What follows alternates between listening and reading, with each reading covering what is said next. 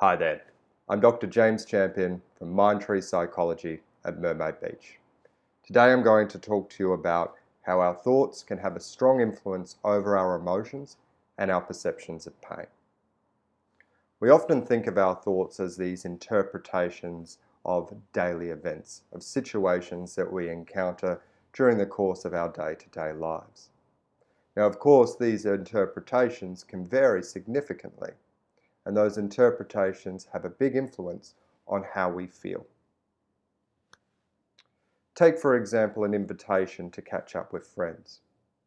Rather than focusing on the opportunity to catch up, you may instead focus on the difficulties you anticipate in getting there, the discomfort that you may experience while standing or sitting. So instead of looking forward to the event, you see it with a sense of gloom or pessimism. We know that there are a range of aversive, maladaptive, unhelpful thinking styles that can lead to negative emotional states. They can exacerbate anxiety, intensify our pain. One of those thoughts is what we call catastrophic thinking.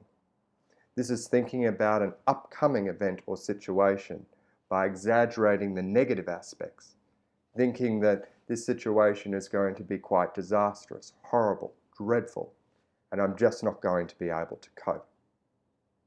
Now, what we often see is that catastrophic thinking is an over-exaggeration of the actual event itself. The negative aspects tend to be nowhere near as dire or as detrimental as the anxious mind may lead us to believe.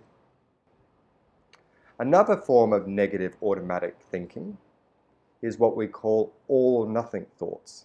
This is thinking in extremes.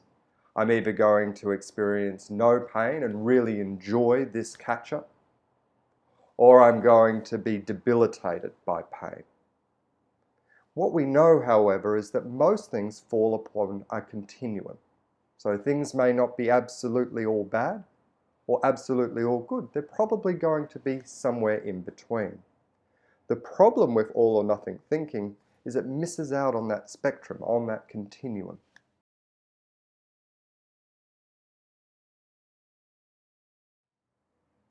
Another form of negative automatic thinking is what we call mental filtration.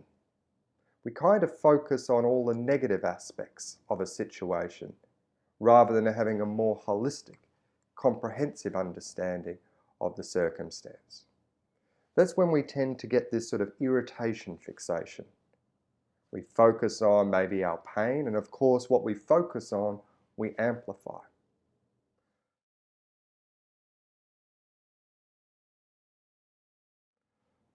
Thoughts that contain the words should or must reflect another type of negative automatic thought.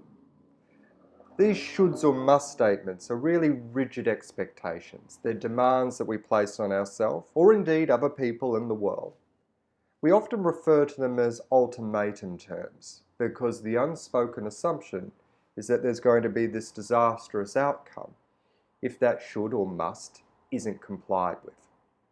In other words, if these rigid expectations are violated, if reality and expectation are incongruent, then these negative emotions can arise: distress, guilt, and shame.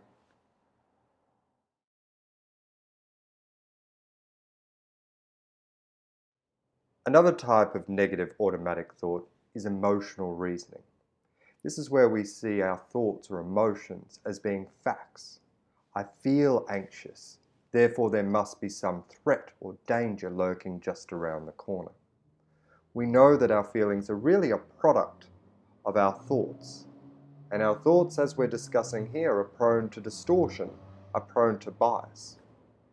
It's therefore important that we consider our emotions as being these transient experiences that often aren't a valid reflection of our current circumstance.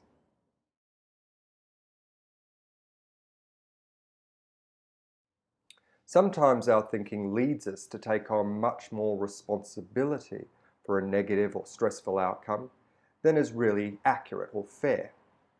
For example, personalization may lead us to assume that we're entirely responsible for a negative or challenging interaction that we have with a friend or a peer from work. By taking on all the responsibility, we tend to exacerbate our feelings of guilt, shame, and inadequacy. A lot of these negative automatic thoughts that we've been talking about have derived as a result of evolution. They've helped our ancestors survive the elements, to ward off potential threats and dangers. For example, it's better to assume that rustling in the bushes or that strange shadow coming over the horizon is something threatening, something dangerous that might attack us. That way we can be prepared to defend ourselves. In today's society, however, we're less exposed to physical threats and dangers. That immediacy of a response tends to be less necessary. However, we still retain this old sort of cognitive thought architecture that leads us to assume the worst, to predict future outcomes as being very aversive, very negative, and diminishing our ability to cope. What reality tells us, however, is that human beings have this great capacity to overcome adversity. Cognitive therapy involves identifying, evaluating, and substituting these negative modes of thinking. The research demonstrates that by substituting these negative modes of thinking with more balanced, realistic alternatives, our emotional state can improve. We can also alleviate the intensity and severity of our perceptions of pain. It's been a pleasure to share with you some information today about how our thoughts can impact how we feel and, of course, our perceptions of pain. If you would like to know more about how cognitive therapy may be able to assist you, it's recommended that you make contact with a psychologist who will be able to assist you in identifying and replacing some negative automatic thoughts, and in doing so, help you to alleviate and manage your pain more effectively.